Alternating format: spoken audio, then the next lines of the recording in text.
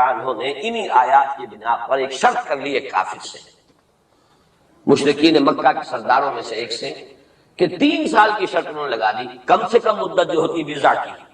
3 سال، کہ 3 سال کے اندر اندر اگر یہ صورتحال تبدیل نہ ہوئی تو میں 100 اونٹ تمہیں دوں گا، اور اگر قرآن کی پیشن گوئی درست ہو گئی تو تم 100 اونٹ مجھے دو گے۔ اور اس وقت تک اس طرح کی شرط لگانا ابھی حرام نہیں ہوا تھا، چونکہ شریعت کے احکام تفصیلی تو آئے نہیں تھے، ابھی تو نہ شراب حرام تھی نہ جوا حرام تھا، تو اس طرح کی شرط لگانا کس طرح کوئی حرام والی بات تو تھی نہیں۔ لیکن حضور نے فرمایا کہ نہیں ابو بکر یہ تم نے غلطی کی، جب ویزا کا اطلاق 3 سے 9 تک پر ہوتا ہے تو تم 9 سال کی کرو، تم اونٹوں کی مقدار بڑھا دو، لیکن کہو کہ یہ 9 سال کی مدت جو ہے اس کے اندر اندر یہ معاملہ ہوگا، اس لیے کہ ویزا قرآن مجید کا لفظ جو ہے وہ عربی زبان میں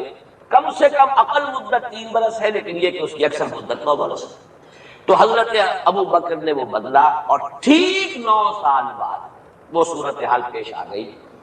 اور یہ عجیب ہے تاریخ کا واقعہ، ہرقلیس کی یہ جو فتح ہے یہ بھی بڑی ہی معجزانہ تھی۔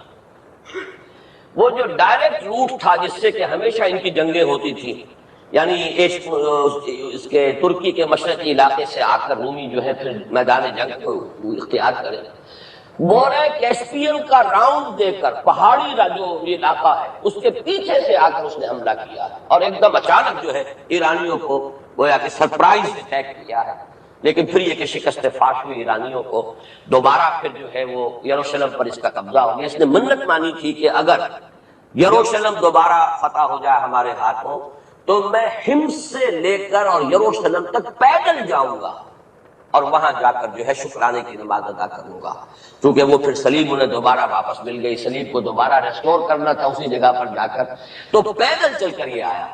اور تاریخ میں نوٹ کر لیجیے جب یہ پیدل چل کر آیا تھا اسی وقت، اب زمانہ کافی گزر چکا تھا،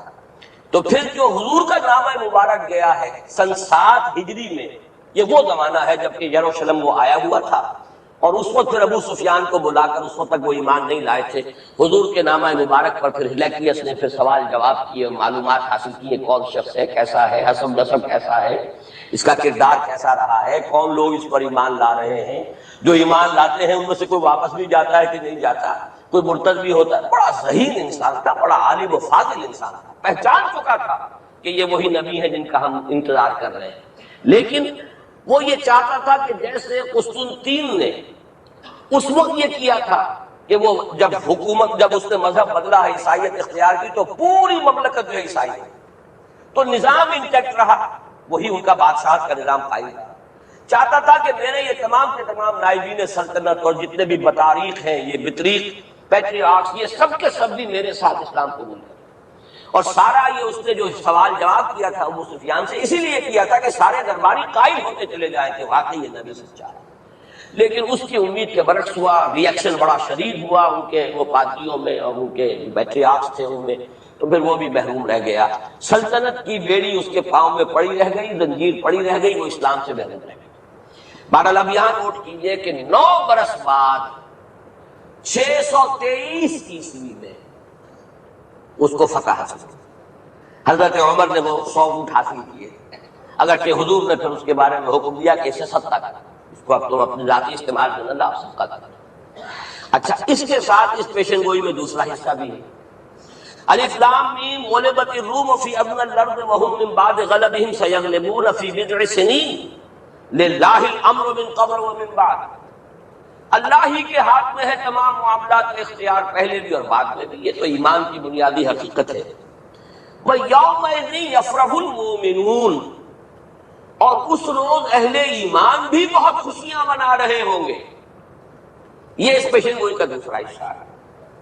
عین بدر کے دن یہ خبر آئی ہے کہ یہ پیشن گوئی صحیح ہو گئی۔ 9 برس ہو گئے، سن 5 جو نبوی سے اور غزوہ بدر 623 عیسوی میں غزوہ بدر ہو رہا ہے، 622 میں ہجرت ہے اور 623 میں غزوہ بدر ہو گیا۔ اور جس روز فتح مسلمانوں کو حاصل ہوئی ہے بدر میں، اور سرداران قریش جو ہے وہ کھجور کے کٹے ہوئے تلوں کے مانند جو ہے پڑے ہوئے نظر آئے ہیں میدان بدر میں، عین اسی وقت فتح کی خبر آئی ہے کہ رومیوں کو دوبارہ فتح حاصل ہو گئی ایران میں۔ یومئذ یفرح المؤمنون، اس دن اہل ایمان کو بھی بہت فرحت حاصل ہوگی، بہت خوشی حاصل ہوگی، وہ بھی جشن منا رہے ہوں گے بنصر اللہ، اللہ کی مدد سے۔ بدر میں جو اللہ تعالیٰ کی نصرت آئی ہے، ینصر من یشاء، وہ تو مدد فرماتا ہے جس کی چاہتا ہے، وَهُوَ الْعَزِيزُ الرَّحِيمُ، اور وہ زبردست ہے، رحم فرمانے والا ہے۔ وعد اللہ، اب دیکھیں ذرا تاکید کا انداز دیکھیں، وعد اللہ، یہ اللہ کا وعدہ ہے، لا یخلف اللہ وعدہ، اور کان کھول کے سن لو، اللہ اپنے وعدے کے خلاف نہیں کرتا، ولیکن اکثر الناس لا یعلمون، لیکن اکثر لوگوں کو علم حاصل نہیں ہے، اکثر لوگ جانتے نہیں۔ یہ جو میں نے آیات اور اس کا تاریخی پس منظر، کچھ تھوڑا سا جغرافیائی جو اس کا پس منظر ہے، وہ سارا آپ کے سامنے رکھا ہے۔ اس کا مقصد یہ ہے کہ ایک طرف تو جو پیشین گوئیاں ہیں ان کے بارے میں تعلیم یافتہ لوگوں کے ذہنوں میں بھی اگر کوئی اشکال ہے کہ حدیث میں جو پیشین گوئیاں آئی ہیں تو وہ رفع ہو جائے۔ ہمارے نزدیک قرآن اور حدیث میں کوئی فرق نہیں، قرآن بھی ہمیں محمد کے ذریعے ملا صلی اللہ علیہ وسلم، مجھ پر تو نازل نہیں ہوا، کسی اور پر نازل نہیں ہوا، ابو بکر پر نازل نہیں ہوا، نازل تو محمد پر ہوا صلی اللہ علیہ وسلم، وہ بھی آپ کی زبان مبارک سے ہمیں عطا ہوا ہے، آپ سے لیا ہے صحابہ نے، صحابہ سے تابعین نے، تابعین سے تبع تابعین نے، اور اس کے لیے ریٹن ورڈ ذریعہ نہیں بنا ہے، اصل جو ہے یہ اسپوکن، زبان سے زبان، اور اصل شے آج بھی جو ہے وہ قرات ہے قرآن کی، قرات اور قرات کا فن جو ہے یہ ہے اصل، اس کے لیے حجت۔ یہ لکھنے کا معاملہ جو ہے وہ بھی تھا، اس کے بعد حضرت ابو بکر کے زمانے میں اس کو ایک کتاب کی شکل میں بھی جمع کر دیا، پھر حضرت عثمان نے اس کو ایک رسم الخط پر بھی تمام امت کو جمع کر دیا، یہ بھی بڑی قیمتی چیزیں ہیں، لیکن اصل جو ہے میڈیم قرآن مجید کا منتقل ہونا کہ قلب محمد پر نازل کیا جبرائیل نے، انہ نزلہ علی قلبک، پھر لسان محمد سے صلی اللہ علیہ وسلم حاصل ہوا صحابہ کو، پھر صحابہ کی زبانوں سے، پھر یہ تابعین کو، تبع تابعین کو، تو یہ منتقل ہوتا آ رہا ہے۔ اور ہمارے ہاں جو فن قرات ہے اس میں باقاعدہ سند ہوتی ہے، جیسے فن حدیث میں سند ہے، آپ کس سے پڑھ رہے ہیں، اس نے کس سے پڑھی، اس نے کس سے پڑھی، سند چلے گی، اسی طریقے سے فن قرات میں سند ہے، جو ہمارے ہاں قراء ہوتے ہیں ان کا تعلق جو ہے وہ جڑ جائے گا اسی دور صحابہ کے قراء کے ساتھ۔ بہرحال اس وقت جو نرج کر رہا تھا کہ قرآن اور حدیث میں یہ فرق نہیں،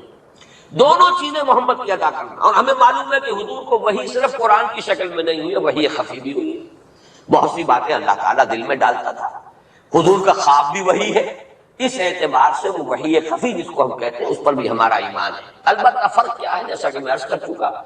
یہ لفظ بلفظ محفوظ ہے، حرف بحرف، بلکہ لفظ بھی بڑی شے ہے، حرف بحرف محفوظ ہے، وہاں یہ ہے کہ اس طرح کی حفاظت کا جو ہے وہ دعویٰ نہیں ہے۔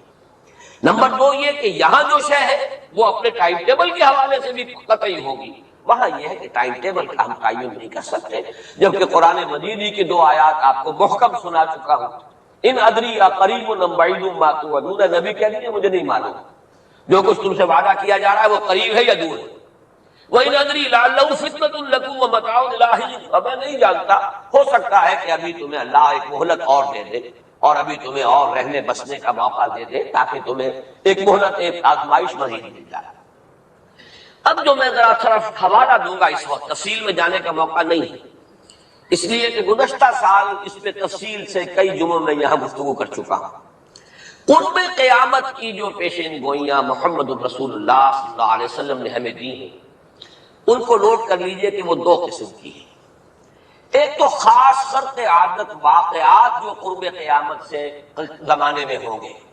سورج کا مغرب سے نکلنا اور اسی طرح کی دوسری اور علامات ہیں۔ ایک تو وہ علامات ہیں جن کو ہم کہتے ہیں علامات قیامت، اس میں پوری کتابیں لکھی گئی ہیں، غالباً شاہ رفیع الدین رحمۃ اللہ علیہ دہلوی جو ہے ان کی پوری کتاب اس کے اوپر موجود ہے، اس لیے کہ احادیث میں اس کی بڑی جو واضح نشانیاں ہیں وہ دی گئی۔ ایک یہ ہے کہ قیامت سے متصلاً قریب کے زمانے کے کچھ تاریخی واقعات کا تذکرہ ہے۔ یہ ہے 2 چیزیں کہ جن کو میں نے کافی پچھلے دنوں یہاں بیان کیا ہے، اس وقت میں صرف اس کا حوالہ دینا چاہتا ہوں، اور وہ حوالہ کیا ہے؟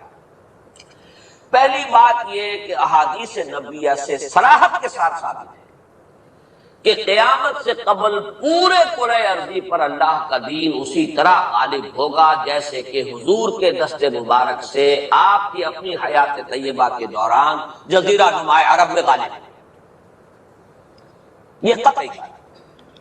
حضور نے 5 ادوار گنا. یہ حدیثیں ہم نے اس کے ٹیکسٹ بھی عام کیے ہیں، ندائے خلافت میں ان کے ٹائٹلز پر شائع کیا ہے تاکہ یاد کریں آپ حضرات ان حدیثوں کو. اس